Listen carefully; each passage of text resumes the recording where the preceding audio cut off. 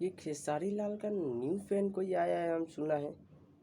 हाथ में टेटू चिपकाया हुआ या टेटू छपा है और बोलता है जो कौन है पवन सिंह नहीं जानती।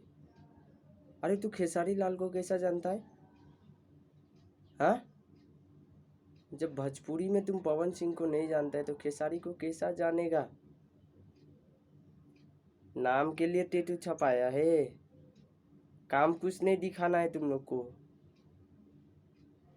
कौन है पवन सिंह? हाँ, तो खेसारी लाल भी कौन है? मनोज तिवारी को नहीं जानती? रवि किशन को नहीं जानती? हाँ,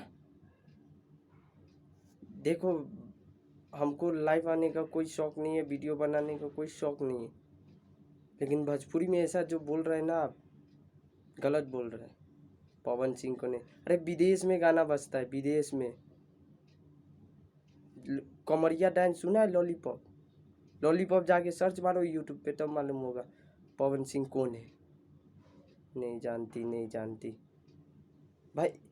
ऐसा तो मैं भी पवन सिंह का टेटू बनवा के पवन सिंह का साथ काम करूं? मेहनत आता है कुछ करने?